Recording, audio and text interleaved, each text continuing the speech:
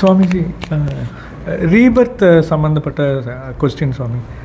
அதாவது நமக்கு வந்து ரீபர்த் கிடையாது அப்படிங்கிறத நம்ம எப்படி அறிஞ்சிக்கிறது?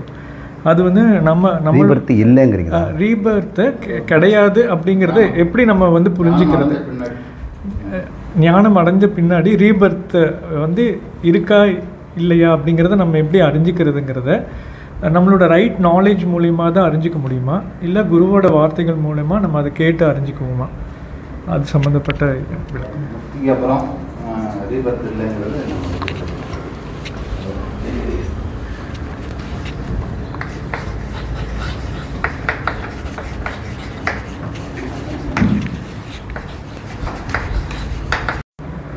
ஒன்று இருக்குதா இல்லையா அப்படின்னு முடிவு பண்ணணும்.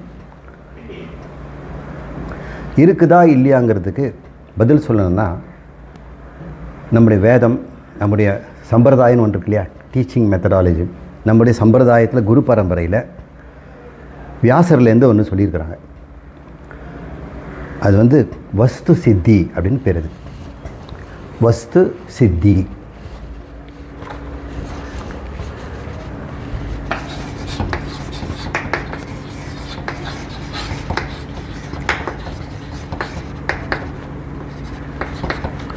சித்தி அப்படின்னு பேர். வஸ்து சித்தி. ஒரு வஸ்து இருக்குதுன்னா அதை நிரூபிக்கணும், அது பேர் சித்தின்னு பேர். அப்படி நிரூபித்த பேர் சித்தர். நிரூபிக்கிற முறைக்கு பேர் சித்தாந்தம். அப்போ சித்தாந்தம் என்ன? வஸ்து சித்தித்தல், ஒன்றை நிரூபித்தல் அப்படின்னு அர்த்தம். ஒரு வஸ்து ஒன்று இருக்கிறதா இல்லையா அப்படின்னு சொல்லணும்னா அதுக்கு என்ன முறை, அதை வியாசர் நமக்கு சொல்லித்தரார். ஒன்று, அதனுடைய லட்சணம் என்னன்னு சொல்லணும். ரெண்டாவது, அதை கண்டுபிடிக்கின்ற பிரமாணம் என்னன்னு கண்டுபிடிக்கணும். லட்சணம், பிரமாணம். இப்போ ஒரு சயின்டிஸ்ட் சொல்கிறாரு, நிலாவில் தண்ணி இருக்குது. அப்போ வஸ்து சித்தி பண்ணணும்ல. தண்ணிங்கிறது வஸ்து. அது நிலாவில் இருக்குதா இல்லையான்னு கண்டுபிடிக்கிறது பேர் சித்தி. கண்டுபிடிச்சிட்டாக்கா அது பேர் சித்தாந்தம். இல்லைன்னு கண்டுபிடிச்சாலும் சித்தாந்தம். அப்போ ஒரு விஷயம் எடுத்துக்கிட்டோம்போது தண்ணீர் நிலாவில் உண்டா, அதான் விஷயம். சந்தேகம் அப்படி எடுத்துக்கிட்டோம்னா இருக்கிறது இல்லை. அப்போ விவாதங்கள் ரெண்டாக பிரியும். ஒன்று இல்லைங்கிறவன் பூர்வபட்சி, இருக்குதுங்கிறவன் சித்தாந்தம். இப்போ சித்தாந்தி பூர்வபட்சியை தோக்கடித்து நிலாவில் தண்ணீர் உண்டு அப்படின்னு சொல்லணும். அப்போது விஷயம், சந்தேகம், பூர்வபட்சம், சித்தாந்தம், சம்பந்தம் இப்படின்னு எப்படி வந்து ஒரு உண்மையை கண்டுபிடிக்கணுங்கிறதுக்கு நம்மளுடைய சம்பிரதாயம் சொல்லிக் கொடுக்குது. இதை தான் சயின்டிஸ்ட்லாம் பயன்படுத்துகிறாங்க. உடனே நம்ம பெருமைப்படுத்தக்கூடாது, பார்த்தீங்களா 2000-3000 வருஷத்துக்கு முன்னாடி நாங்கள்லாம் அப்படின்னு. மனிதனுக்கு இதெல்லாம் முடியும். வியாசருக்கு முடியும்னா எனக்கு முடியும், உங்களுக்கு முடியும். அவர் மனுஷன் தானே. அவங்கள நம்ம பெருசாக இதில் அதிசயம்லாம் பண்ண வேண்டாம். திஸ் இஸ் வாட் எவரிபடி டஸ். சரி, லட்சணம் என்ன, பிரமாணம் என்றால் என்ன? நம்முடைய பிரச்சனை நிலாவில் தண்ணீர் இருக்கிறதா இல்லையா. இப்போ தண்ணிக்கு லட்சணம் என்ன முதல்ல சொல்லுங்கள். அப்போ நான் சொல்கிறேன், அது வந்து H2O. அது இன்ஃப்ராரெட்டை வந்து அப்சார்ப் பண்ணோம். Any molecule which is Y shaped. இப்போது ஆக்சிஜன், 2 ஆக்சிஜன், 2 ஹைட்ரஜன், இதுதானே வாட்டர். இது O, இது H, H2Oன்னு சொல்கிறோம். இது எப்படி இருக்குது ஷேப்பு? ஒய் மாதிரி இருக்கு இல்லையா, V மாதிரி இருக்குது. கார்பன் டை ஆக்சைடு B மாதிரி இருக்குது. நைட்ரஸ் ஆக்சைடு B மாதிரி இருக்குது. எந்த மாலிகுல்லாம் B மாதிரி இருக்குதோ அது இன்ஃப்ராரெட் லைட்டை அப்சார்ப் பண்ணும். இந்த V மாதிரி இருக்கிற கவை இப்படி துடிக்கும், இப்படி துடிக்கும். அப்போ ஒரு கவைக்கு வந்து துடிப்பு ஒரே மாதிரி தான் இருக்கும். அதனால் டியூனிங் ஃபோர்க்கு ஒன்று சொல்லி அதனுடைய சவுண்டு எப்போவுமே மாறாது. ஒரு டியூனிங் ஃபோர்க்கு ஃபிசிக்ஸ் டிபார்ட்மெண்ட் எடுத்துட்டாங்கன்னா அந்த சவுண்டு மாறாது. இப்போ சட்ஜமம் அப்படின்ற அந்த முதல் சப்தம், அப்புறம் ரிஷபம். மியூசிக் சொல்கிற சரி கமபா, அப்புறம் இப்போ காந்தாரம். சட்ஜமத்துக்கு என்ன ஃப்ரீக்குவன்சினா அதுக்கு ஒரு டியூனிங் ஃபோர்க் இருக்கும். இந்த டியூனிங் ஃபோர்க்கை வச்சு தான் சவுண்டை வந்து சட்ஜமமா அப்படின்னு ஃப்ளூட்டில் வந்து சாப்பிடுங்க அப்படிங்கிறார். அவர் சான்னு பிடிக்கிறார். அது சாதானான்னு கண்டுபிடிக்கிறதுக்கு ஒரு ரெஃபரன்ஸ் இருக்கணுமில்ல, ஸ்டாண்டர்ட் ரெஃபரன்ஸ். அதை நம்ம ஹார்மோனி போட்டியில் முதல் கட்டை 2வது கட்டான்னு வச்சுருக்கிறோம்.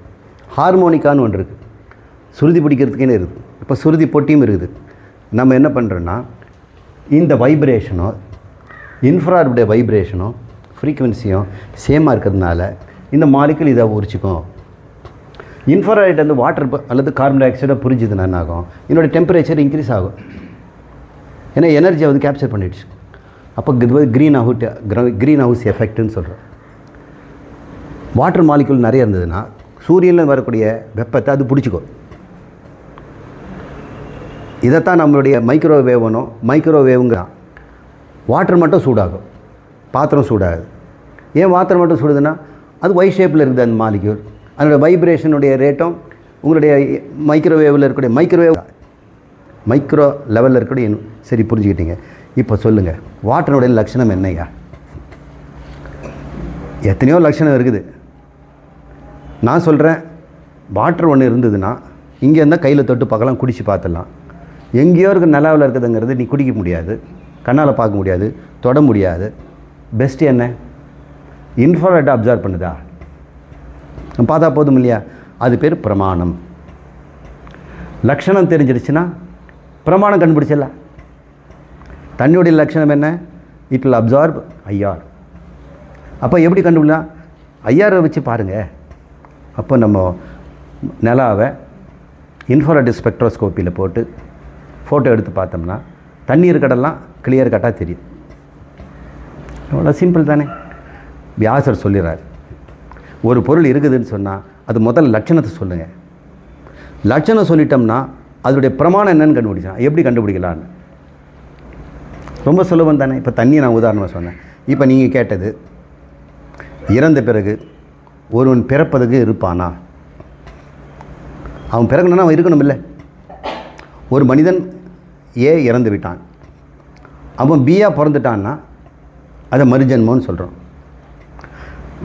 இறந்தது செப்டம்பர் 24, அவன் தான் பிறந்தானு நம்ம எப்படி தெரியும்? ஏதோ ஒரு குழந்தை அங்கே ஒன்றும் பிறகுது, அது அக்டோபர் 1 இப்போ செப்டம்பர்லேருந்து அக்டோபர் வரைக்கும் இவன் வந்து பிறந்திருக்கிறான் அப்படின்னா நடுவில் எங்கே இருந்தான்? இன்னொரு சரீரம் வர வரைக்கும் இந்த சரீரம் போன வரைக்கும் சரீரம் இல்லாமல் தானே இருக்கணும். அப்போ அவன் இருக்கிறானா? இப்படி இருந்தால் அதுக்கு வஸ்து நிச்சயம் பண்ணுறது எப்படி? வஸ்து சித்தி. இவன் தான் பிறந்தான்னு எப்படி சொல்ல முடியாது? அது ஆணாவும் பிறக்கலாம், பொண்ணாவும் பிறக்கலாம், இங்கே பிறக்கலாம், இல்லை அமெரிக்காவில் பிறக்கலாம், இல்லை இந்த பூமியில் பிறக்காமல் வானுலகத்தில் எங்கேயோ பிறந்திருக்கலாம், அல்லது வேறு ஒரு கிரகத்தில் ஏதாவது ஒரு இடத்துல உயிரினங்கள் இருந்ததுன்னா அங்கே ஒரு உயிரினத்தில் பிறக்கலாம். இல்லை, ஒரு பிறவிக்கும் மரணத்திற்கும் இன்னொரு பிறப்புக்கும் நடுவில் ஒருவன் எவ்வளவு காலம் இருப்பான், எப்படி இருப்பான், அப்படி இருக்குது தெரிஞ்சால் தான் ஞானி இருப்பானா இருக்க மாட்டான்னு சொல்ல முடியும். So we must prove, does anything exist apart from the body? இந்த உடம்பை தவிர்த்து ஒரு பொருள் இருக்கிறதா? அதுதான் நானாக இருக்க முடியும். உடம்பு நானான்னா உடம்போடு நான் போயிடுவேன். இப்போ சார்வார்கள் சொல்லக்கூடிய இந்த மெட்டீரியலிஸ்டிக் சயின்டிஸ்ட் இந்த தூள உடலை தான் ஆன்மா, அதுதான் நான் அப்படின்னு சொல்கிறாங்க. அவங்க வந்து மெட்டீரியலிஸ்டிக் பீப்புள், சார்வார்கள் பேர், பூதவாதிகள்னு சொல்லுவாங்க. இப்போ நம்ம வந்து டயலெக்டிக் மெட்டீரியலிசம் அப்படின்னு இடதுசாரிகள் அப்படி பேசுகிறாங்க. இடதுசாரிகள்னா கம்யூனிஸ்ட் சேர்ந்தவங்க டயலெக்டிக் மெட்டீரியலிசம்ங்கிறது தான் அவங்க அடிப்படையாக வச்சுருக்கிறாங்க. டயலெக்டிக்கல்னால் தர்க்க ரீதியாக தான் பார்க்கணும். அவங்களுடைய பிரமாணம் தர்க்கம், தர்க்கத்தில் கண்டுபிடிச்சிடலாம். இப்போ ஒரு பிரமாணம் தர்க்கம் கண்டுபிடிக்க வேண்டியது உடம்புக்கு தவிர ஒன்று இருக்குதா அப்படின்னு பார்க்குறாங்க. அவங்க தர்க்கப்படி என்ன சொல்கிறாங்க? அப்போ லட்சணம் என்ன? உடம்புக்கு பின்னாடி ஒன்று இருக்கணும், உடம்பற்றதாக இருக்கணும். அவன் இறந்தவனுடைய முழு குணங்களும் வச்சுருக்கணும். அப்போ பிறக்கும்போது அவன் தானே பிறக்கணும். இப்போ மனிதனுடைய எல்லா குணங்களும் எங்கே இருக்குது? மனசில் இருக்குது. அப்போ உடம்பு விட்டு வெளியே போகிறது மனசு. அப்போ உடம்பு விட்டு மனசு இருக்குமா? அதுக்கு இன்னொரு உடம்பு தேவையா? இப்போ வஸ்து நிர்தேசியம்ங்கிறது என்ன? இப்போது உடம்பை விட்டு மனம் தனியாக இருக்குமா அப்படின்னு வந்துட்டோம். இப்போ நான் உடம்பை விட்டு மனசு தனியாக இருக்குதுன்னு நிரூபித்தாதான் உங்களுக்கு நான் பதில் சொல்ல முடியும். அப்போ மனதினுள்ள லட்சணம் என்னன்னு சொல்லுங்கள். அதுக்கு என்னோட பிரமாணத்தை நான் சொல்கிறேன். நீ எந்த பொருளை சொல்கிறீங்களோ அந்த பொருளை குணத்தை சொன்னால் தான் அது எப்படி கண்டுபிடிக்கிறதுங்கிற மெத்தடை நான் சொல்ல முடியும். அப்போ லட்சணம் தெரியணும், பிரமாணம் தெரியணும். இப்போது லட்சணம் என்ன சொல்கிறாங்க? Dialectic materialism. டயலெக்டிக்கல்னா தர்க்கம், மெட்டீரியலிசம்னா பொருள் முதல்வாதம். அதுக்குள்ளே நம்ம போக வேண்டாம். அவங்களுடைய உயிரின் லட்சணம், அதாவது ஆன்மாவின் லட்சணம் உடம்பு தான். என்ன எப்படி சொல்லுங்கள் அப்படின்னா, உடம்பு லட்சணம் தான் ஆன்மாவுக்கு லட்சணமாக இருக்குது. நானுன்னு சொல்கிறது உடம்பு தானே சொல்கிறீங்க. உடம்பு நடந்தால் நான் நடந்தேங்கிறீங்க, உடம்பு படுத்தா நான் படுத்தேங்கிறீங்க, உடம்பு குண்டானா நான் குண்டானேங்கிறீங்க, நான் உடம்பு தூங்கியிருந்தால் நான் தூங்கினேன்னு சொல்கிறீங்க, உடம்புக்கு நோய் வந்துருச்சுன்னா எனக்கு நோய் வந்துருச்சுன்னு சொல்கிறீங்க. உடம்பு செத்து போனால் நீங்கள் தான் செத்து போவீங்க. இங்கே என்ன உடம்பு தவிர்த்து ஒன்று இருக்குது? அப்போ அவங்க ரொம்ப லாஜிக்கலாக இருக்குல்ல. அதான் டயலெக்டிக்கல் மெட்டீரியலிசம். அப்போ அவங்க லட்சணத்தை சரீரம்னு சொல்கிறாங்க. அதுக்கு பிரமாணம் நீயே தான் உங்கள் அனுபவம் பிரமாணம். கண்ணுக்கு முன்னாடியே பார்க்குறோம். அவர் கேட்குறாரு நடக்கிறாருன்னா, ஆமாங்க நடக்கிறாங்க, வாக்கிங் போகிறேங்கிறாரு. உடம்பு தான் நடக்குது. அவர் உள்ளே இருக்கவர் நடக்கிறாருன்னு யாரும் சொல்கிறது இல்லையே. Chapter close. மறுஜன்மம் இல்லை. இப்போ மறுஜன்மத்துக்கு ஒரு பொருள் லட்சணம் தெரிஞ்சால் தானே பிரமாணம் சொல்ல முடியும். நான் சொல்கிறேன், உடம்பு இறந்த பிறகும் அவன் இருக்கிறான். அவனுடைய லட்சணம் என்ன? அவன் லட்சணம் புலனுக்கு எட்டாதவனாக இருக்கிறான், கண்களுக்கு தெரியாதவன். ஏன்னா கண்ணே அவன் தான். பார்க்குறவன் வெளியே போயிட்டான், அவனை எப்படி பார்க்குறது? அவனுக்கு உடம்பு இருந்தால் தானே பார்க்க முடியும். அப்போ பார்க்கப்படும் பொருளையும் தொடக்கூடிய பொருளையும் அல்லது முகரக்கூடிய பொருளையும் தான் அவங்களால் இருக்குதுன்னு சொல்ல முடியும். அப்போ உங்களுடைய பிரமாணங்கிறதுலாம் என்ன? ஒரு பொருள் இருக்குதாங்கிறதுக்கு என்ன பிரமாணம் யூஸ் பண்ணுறீங்க? அவன் சார்பாகன் என்ன சொல்லிட்டான்? கண்ணு மூக்கு காதை தான் அவன் பிரமாணம் சொல்கிறான். நான் கண்ணால் பார்த்தாங்க இருக்கிறாருங்க, கண்ணால் பார்த்தாங்க எரிஞ்சு போயிட்டாருங்க, இப்போ இல்லைங்க, கண்ணால் பார்த்தா அவர் இல்லைங்க. அப்போ அவருடைய பிரமாணம் என்ன? Sensory information. ஆனால் நாம் நிறுக்க வேண்டியது என்ன? சென்சஸை, மனதை. அது உடம்புக்கு வெளியே போகுது இருக்குதுன்னு சொன்னால் அதுக்கு நான் என்ன பிரமாணம் யூஸ் பண்ணுவேன்? அதோட லட்சணம் என்ன? புலனுக்கு எட்டாதது. நான் லட்சணம் சொல்லிட்டேன் இல்லையா? நான் சொல்லலை, நீங்கள்லாம் சொல்கிறீங்க. ஒரு வேளை அது புலனுக்கு எட்டாததுன்னா நான் என்ன பிரமாணத்தை யூஸ் பண்ணுவேன்? லட்சணம் சொல்லிட்டேன். அப்போ நீங்கள் புலன் கருவியை பயன்படுத்த முடியாது. புலனால் வச்சதை வச்சு தான் தர்க்கம் ஒர்க் பண்ணோம். அப்போ மெட்டீரியலிசம் தோற்று போயிடுது. என் லட்சணம் அப்படி இருக்குது. அவங்க எந்த லட்சணம் எடுத்துக்கிட்டாங்க? உடம்பு லட்சணம் எடுத்தாங்க, ப்ரூவ் பண்ணிட்டாங்க. நான் மனத லட்சணம்னு சொல்கிறேன். நான் சொல்கிறேன், சார்வார்கனே, மனது தான் மனிதன். அவன் இறந்து பேர் வெளியே இருக்கிறான். நீ மனதை நீ கண்டுபிடிச்சி காட்டு. மனது செத்துதுன்னு காட்டு, நான் ஒத்துக்கிறேன் அப்படின்னு. அதான் உடம்பு செத்து போயிடுச்சிங்களே, மனசு செத்து. உடம்பு செத்து நான் ஒத்துட்டேன், மனசு செத்துதுன்னு உனக்கு எப்படி நீ ப்ரூஃப் காட்டு? உடம்பை நீ காட்டிட்டேன். இல்லைங்க அவர் நடக்க மாட்டேங்கிறாரு, எடுக்க மாட்டேங்கிறாரு அப்படின்னு. அப்போ ஒருத்தன் சொல்கிறான், சுவாசந்தான் அது உயிர் போனதுக்கு அந்த நானுங்கிறது மூச்சு காற்று தான் அப்படிங்கிறாரு. அந்த மூச்சு காற்று தான் மனிதன் அப்படின்னு சொன்னோம்னா அது அறிவுடையதுன்னு சொன்னால், வெளியே போன காற்றுலாம் இருக்குது, அதுக்கு அறிவு இருக்கணும் இல்லை? வெளியே இருக்கிற காற்றுக்கு அறிவு இல்லை, உங்ககிட்ட உள்ளே இருந்தால் மட்டும் அறிவா? அப்போ உன்னுடைய பிரமாணத்தை வச்சு பார்த்தோம்னா மூச்சு காற்று அறிவுன்னு சொன்னோம்னா வெளியே இருக்கிற காற்றும் அறிவாக இருக்கணும். அப்படி இல்லை. இப்போ எந்த ஒரு உண்மையை நம்ம கண்டுபிடிக்கணும்னா நமக்கு லட்சணம் தெரியணும், பிரமாணம் தெரியணும். அப்போ நீங்கள் கேட்குறது மனிதன் என்பதுடைய லட்சணம் எதுன்னு கேட்குறீங்க. சரீரமா எடுத்துட்டோம்னா மெட்டீரியலிசம் போயிடும். அல்ல, அதை தவிர்த்த ஒன்று இருக்கிறது அப்படின்னு சொன்னோம்னா அதோடைய லட்சணம் என்ன? அந்த லட்சணம் உங்களுக்கு தெரியுமா? பிருகுங்கிறவன் அவங்க அப்பாவே குரு, நமக்கெல்லாம் அப்படி ஒரு வாய்ப்பு கிடைக்கல. நான் உங்களுக்கெல்லாம் அப்பாவாக இருந்து உங்களுக்கு சொல்லித்தரேன். பிருகு சொந்த அப்பாவே. அந்த பிருகு வாருணி அப்படின்னு சொல்லக்கூடிய வருணர் அவங்க அப்பா கிட்ட போய் கேட்கிறாரு, பகவோ அதீதி, எனக்கு கொஞ்சம் நீங்கள் இந்த ஆன்மாவை பற்றி சொல்லிக் கொடுங்க, பிரம்மத்தை பற்றி சொல்லிக் கொடுங்க, அதாவது கடவுளை பற்றி எனக்கு சொல்லிக் கொடுங்க. மகனே, கடவுளை பற்றி நீ தெரிஞ்சுக்கணுன்னா கடவுளுடைய லட்சணம் தெரிஞ்சுக்க. அந்த லட்சணம் தெரிஞ்சிச்சுன்னா பிரமாணம் தெரிஞ்சிடும்.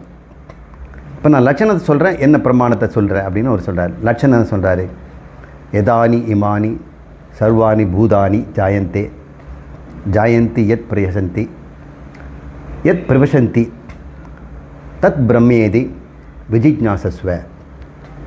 ஏ மகனே, இந்த ஒட்டுமொத்த ஜகத்தும் எதிலிருந்து தோன்றியதோ, எதனால் நிலைப்படுத்தப்பட்டிருக்கிறதோ, எதில் மறுபடியும் போய் மறைகிறதோ, பிரவசந்தி தத் பிரம்மம், அதை பிரம்மம் என்று விஜிஜ்ஞாசஸ்வ தெரிந்து கொள் அப்படின்னு சொல்கிறார். லட்சணம் கொடுத்துட்டார் இல்லையா? இப்போ பிரமாணம், இவன் சொந்த பிரமாணத்தை யூஸ் பண்ணுறான். எல்லாம் எதுலேருந்து உண்டாகுது? கோழி எதுலேருந்து உண்டாகுது? முட்டையிலேருந்து வருது. ஆனால் முட்டை 10 கிராம் தான் இருக்குது. ஆனால் கோழி அதுக்கப்புறம் 5 கிலோ ஆகிடுது.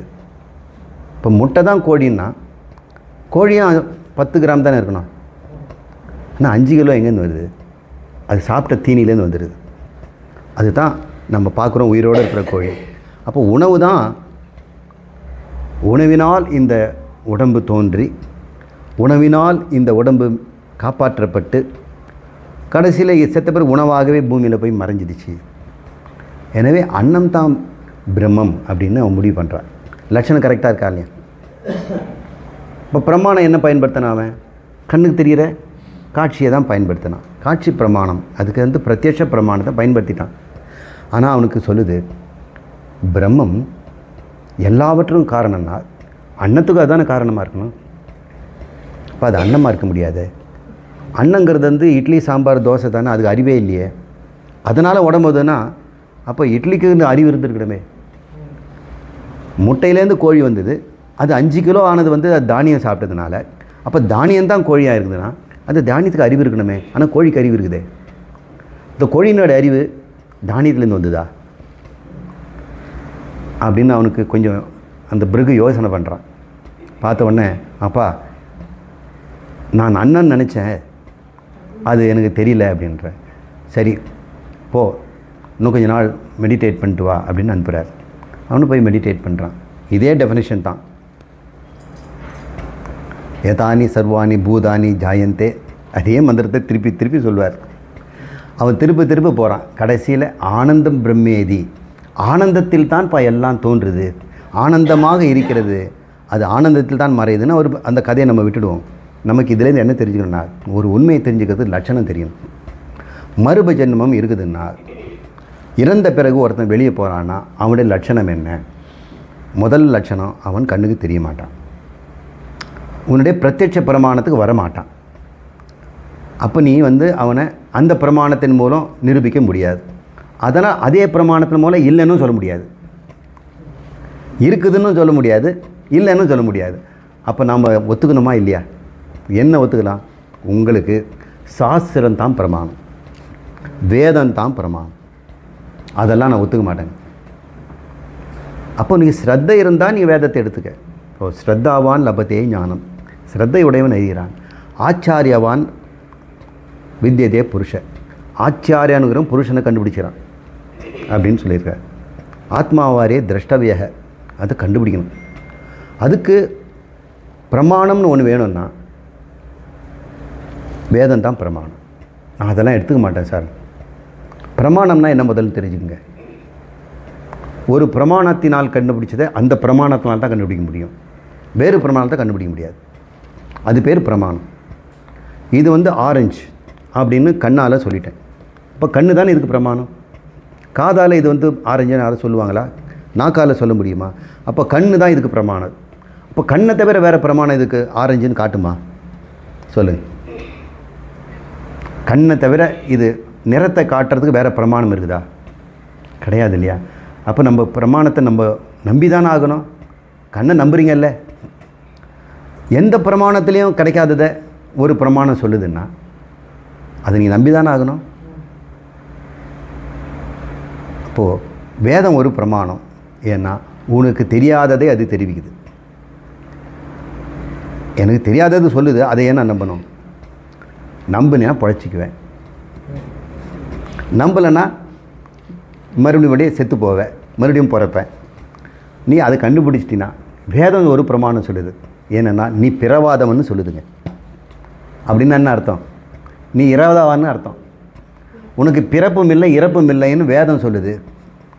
அது யாரை சொல்லுது? பிரம்மத்திலாம் சொல்லுது. டேய், பிரம்மந்தான் நீன்னு சொல்லுது. அதையும் படிக்கலையா? பிரஜானம் பிரம்மன்னு சொல்லுது. அயம் ஆத்மா பிரம்மம் தத்துவமசி, அந்த பிரம்மந்தான் நீ அப்படின்னு சொல்லும்போது நீ என்ன இறக்கவும் இல்லை பிறக்கவும் இல்லைன்னு சொல்கிறார். இப்போ ஞானி சொல்கிறான் நான் பிறக்க மாட்டேன். ஏன் பிறக்க மாட்டேன்னா அவன் பிரம்மம்னு தெரிஞ்சுக்கிட்டான். பிரம்மம் நானாந்து ஏன் பிரம்மம் பிறக்க போகுது? அது எப்பவுமே இருக்கிறதாச்சு. அஞ்ஞானி பிறகுறான். ஏன்னா தன்னை உடம்புன்னு நினைக்கிறான், தன்னை மனசுன்னு நினைக்கிறான். அதனால் அந்த மனசையும் உடம்பையும் அவன் வந்து இன்னொரு பாட்டிலில் போட்டுக்கிட்டே இருக்கிறான். New wine in old bottle, old wine in new bottle. இந்த ஓல்டு வைனை நியூ பாட்டிலில் போட்டுக்கிட்டே போகிறார். ஜீசஸ் அப்படி சொல்கிறாரு. நீங்கள் என்ன புதுசாக சொல்கிறீங்க? எல்லாத்தையும் ஏற்கனவே டெஸ்டமெண்ட்டில் சொல்லியிருக்குதே அப்படின்னு.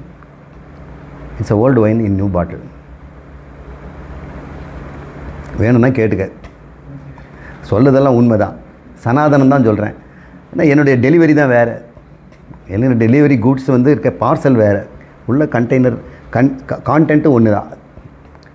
இப்போ நீங்கள் பாருங்கள், நமக்கு மறுஜென்மத்துக்கு பிரமாணம் வேதம் தான். வேதம் என்ன சொல்லுது?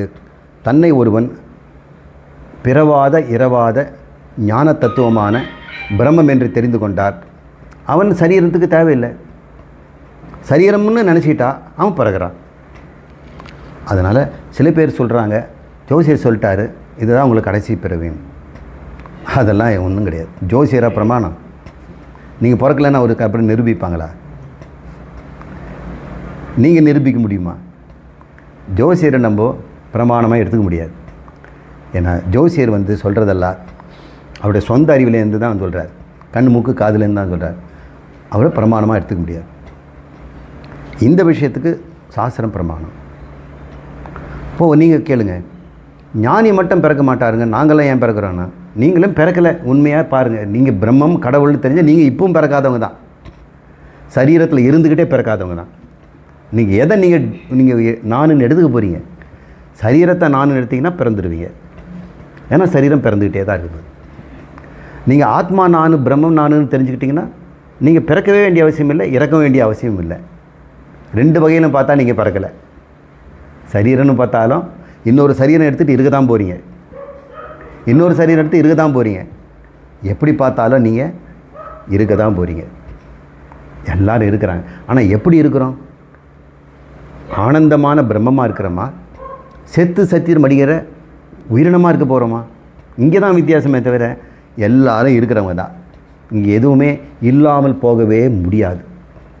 இதுதான் பிரம்மம். இந்த ஜகத்து இல்லாமல் போகவே போகாது. ஒன்று இன்னொன்றாக மாறலாம், எதுவுமே இல்லாமல் போகாது. இல்லாமல் போக்க முடியுமா உங்களால்? ஒரு பொருளை இல்லாமல் ஆக்க முடியுமா? இல்லாததை இருக்க வைக்க முடியுமா? இல்லது எப்போதும் தோன்றாது. தோன்றுவதற்கு தோற்றுவார் என்று தோற்றம் இல்லை அப்படின்லாம் கேனன்ஸ் இருக்குது. இப்போ நாம் மனிதன் என்று சொன்னாலும் நாம் அழிய மாட்டோம், பிரம்மம் என்று சொன்னாலும் அழிவில்லாதவர்கள் பிறக்கிறார். ஆனால் மனிதன் சொன்னால் தோன்றி தோன்றி மறைவோம், பிரம்மம்னு சொன்னால் தோற்றமும் முடிவும் இல்லாமல் இருப்போம். இவ்வளோ தானே சார், நான் பிரம்மன்னு இருந்துக்கிறேன் சார், சாகும்போது நினச்சிக்கிறேன். அதெல்லாம் சாகும்போதெல்லாம் நினச்சிக்கலாம் முடியாது. ஏன்னா மனம் அது வாழும்போதே அது கண்டுபிடிச்சி வாழணும். இப்போ ஞானிகள் தன்னை வாழும் பொழுதே பிரம்மம் என்று கண்டுபிடிச்சதுனால அவங்க பிறப்பதற்கு வேண்டிய ஒரு காரணம்னு ஒன்று இருக்கு இல்லையா? அந்த காரணம் தன்னை மனிதன் என்று நினைத்த அறியாமை. இப்போ அந்த அறியாமைங்கிறது காரணமாக இருந்ததுனால அறிவினால் அந்த காரணத்தை கொண்டுட்டாங்க. காரணமே இல்லை. இப்போ காரணம் போயிடுச்சுன்னா இப்படி காரியம் வரும். என்னால் அவர் இன்னொரு சரீரம் எடுக்க மாட்டார். ஆனால் இருப்பாரானா இருப்பார். எப்படி இருப்பார்? பிரம்மமாக இருப்பார். அறியாதவங்க என்ன செய்வாங்க? அவங்களும் இருப்பாங்க, ஆனால் இன்னொரு சரீரியாக வாழ்ந்து கொண்டிருப்பார்கள். இவ்வளோ தாங்க வித்தியாசம். இது ரிலேட்டடாக இப்போ பகவத்கீதையில் வந்து சுவாமி, இப்போ பகவான் வந்து இந்த பிரம்மத்தை நம்ம தத்துவ ரீதியாக அறியணும் அப்படின்னு சொல்கிறாங்க இல்லைங்க சாமி. அப்போ நம்ம தத்துவ ரீதியாக அறியணும்னா அப்போ அது அது அந்த அவர் பிரம்மத்தை சொல்லலை, சரி, என்னை தத்துவ ரீதியாக அறிந்து கொள்ளுன்னு சொன்னார். ஓகே. கிருஷ்ணர்னு நின்ன பார்க்காத, ஒரு சரீரத்தில் நீல கலர் உடம்புல மெயில் புலி வச்சுக்கிட்டு ஜிகு ஜிகுன்ட்டு ஜிகினா போட்ட ட்ரெஸ்ஸை போட்டுட்டு சுற்றுறவன் புல்லாங்குழல் வாசிக்கிறவன் நீ வந்து மனிதனாக பார்க்காத, என்னை நீ தத்துவ ரீதியாக புரிந்து கொள்ளுன்னு அவர் சொல்கிறார். சரி, இப்போ பிரம்மத்தையே வச்சுக்குவேன். பிரம்மத்தை தத்துவ ரீதியாக அறிஞ்சிக்கிறது என்ன, தத்துவம் இல்லாமல் அறிஞ்சு கொண்டது இல்லைன்னு. தத்துவம் அப்படின்னா அதனுடைய சொரூபம் என்னன்னு கண்டுபிடிக்கணும். தத்துவம்னா சொரூபம்னு அர்த்தம்.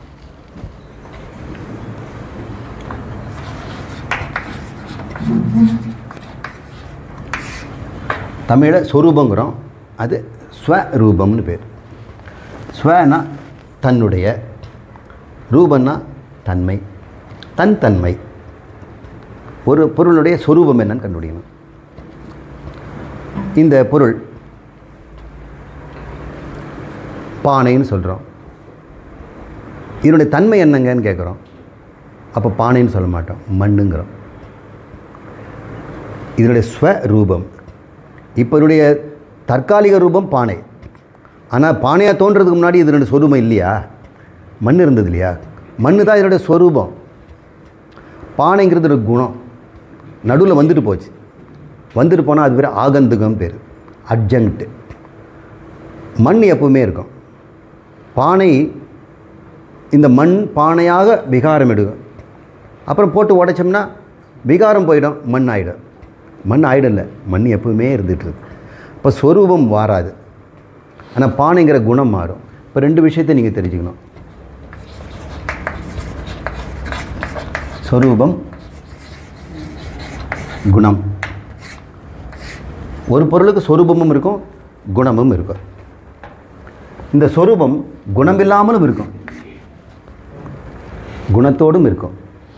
இந்த மண் ஸ்வரூபமாக மண் பானை என்ற குணத்தோடும் இருக்கும், பானை என்ற குணம் இல்லாமல் இருக்கும், ஆனால் ஸ்வரூபம் இருக்கும். இப்போ ஸ்வரூபம் அன்வயம்,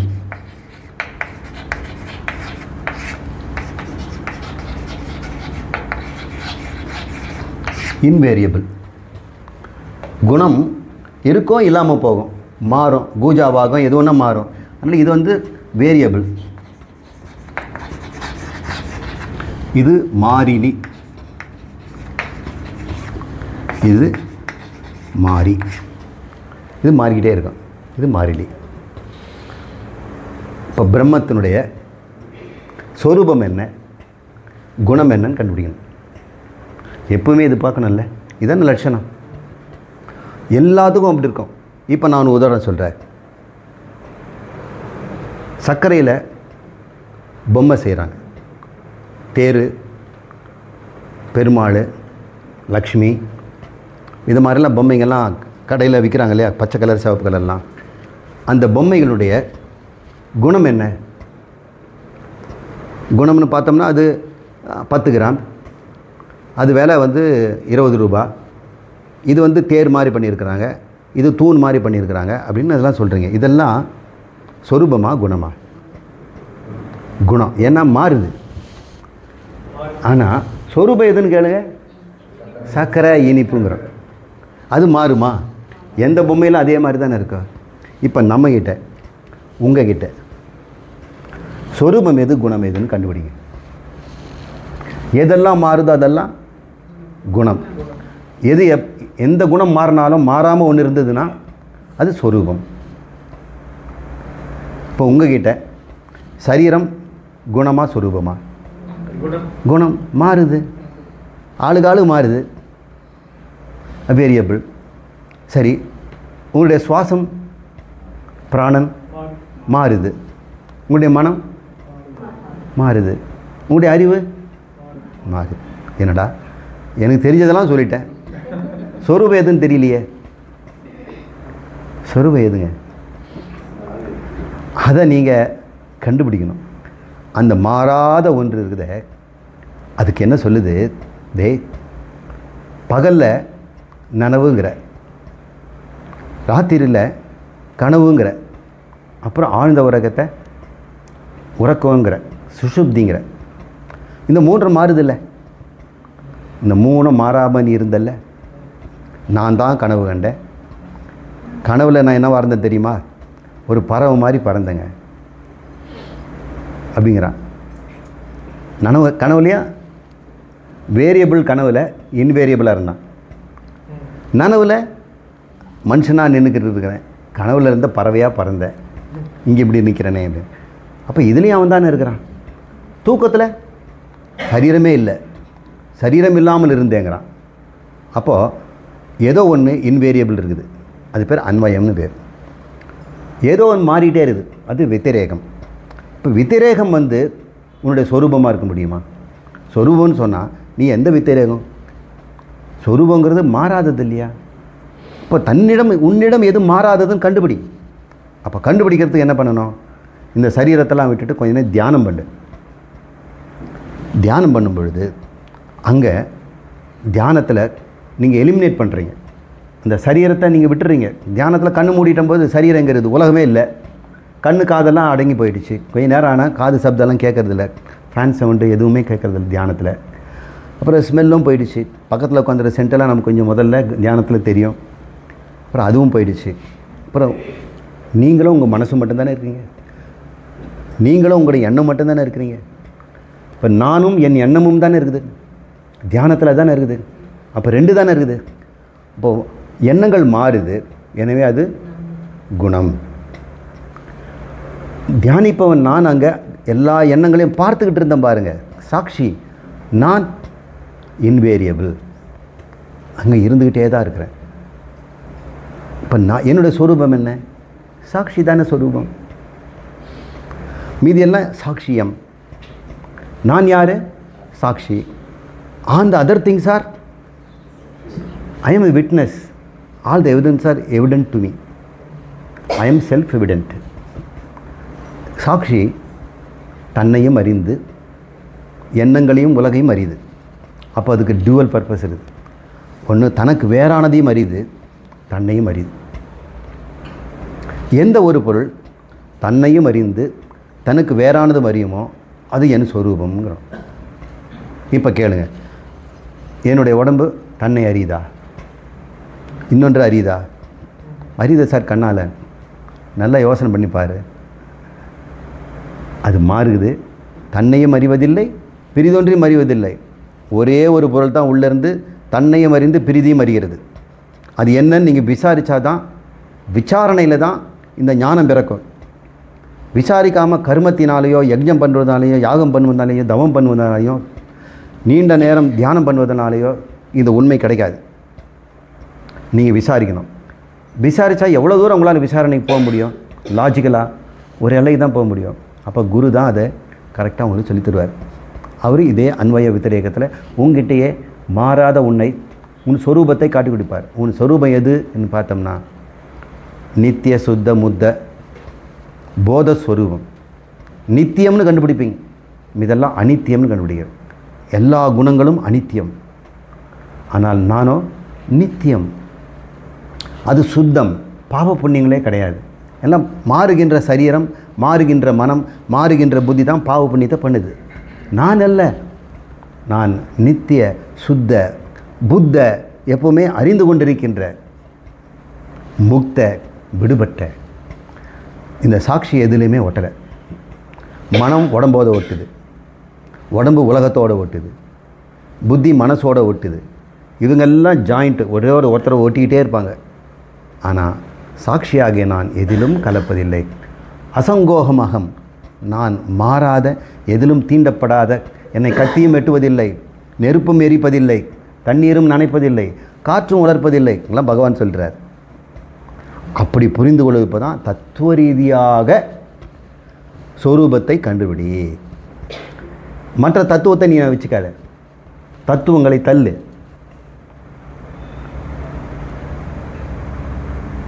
இது தத்துவம் அல்ல, எம்பா வாய்னு ஒருத்தர் சொல்கிற ஆண்டாள். இதெல்லாம் தத்துவமா? நீ தானே சத்தியம் ஆண்டாள் சொல்கிறார், தத்துவம் அல்ல என்ற. இப்படி என்னை ஏமாற்றிட்டு போறியே பறை தருவாய் தத்துவம் அல்ல அப்படின்னு அவர் சொல்கிறார். இப்போ தத்துவ ரீதியாக புரிஞ்சுக்கிட்டீங்களா? எதை புரிஞ்சுக்கிட்டீங்க? கடவுளை புரிஞ்சுக்கிட்டீங்க. அப்போ கிருஷ்ணனும் நம்ம தத்துவ ரீதியாக புரிஞ்சுக்கிறதுனா அவர் சரீரத்தை வச்சியோ அவருடைய மனதை வச்சியோ புத்தியை வச்சியோ இல்லை, அதெல்லாம் குணங்கள். அது ஆகந்துகம், கம்ஸ் அண்ட் கோஸ். ஆகம் ஆபாயினக, ஆகமன்னு வருவது, ஆபாயினம்னு போகிறது. வந்து போகிறதெல்லாம் நானா? வருவதும் போவதும் இல்லாத நான். என்னைக்காவது ஒரு நாள் நான் இல்லாமல் போனேன்னு ஒரு நாள் உங்களுக்கு சொல்ல முடியுமா? ஒரு 10 நாள் நான் இல்லாமல் போயிட்டேன்னு மற்றவங்க சொல்லுவாங்கல்ல, நீங்கள் சொல்லுங்கள். ஒரு நொடி பொழுதாவது நீங்கள் இல்லாமல் இருந்திருக்கிறீங்களா? இப்போ நீங்கள் இல்லாமல் போனதே கிடையாதுல்ல. மீதி எல்லாம் இல்லாமல் போகுதான்னு பாருங்கள், எல்லாம் போவீங்க. என் தலைமுடி இல்லாமல் போயிடுச்சு. ஒரு காலத்தில் எப்படி இருந்து தெரியுங்களா? எவ்வளோ கேலியாக இருந்தது. இல்லாமல் போவதெல்லாம் நீங்கள் பார்த்துட்டு இருக்கிறீங்க. ஆனால் நீங்கள் இல்லாமல் போயிருக்கிறீங்களா?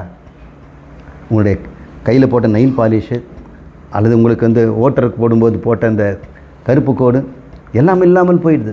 வருது போகுது, சரீரம் வருது போகுது, மூச்சு காற்று வருது போகுது, மனசு வருது போகுது, எல்லாம் இல்லாமல் போகிறது. ஆனால் நீ இல்லாமல் போனதை ஒரு நாளாவது சொல்லு, ஒரு நொடி பொழுதாவது சொல்லி பார்க்கலாம். For 10 seconds I was not here sir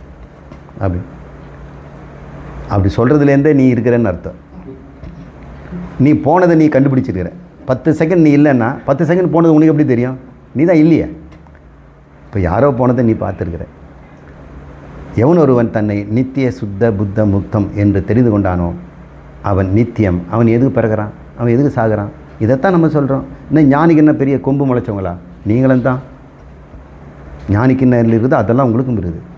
அப்போ கேட்குறான், இந்த ஞானத்தினால நான் என்ன ஆவேன்னு? நான் எப்பவுமே பிரம்மந்தான்.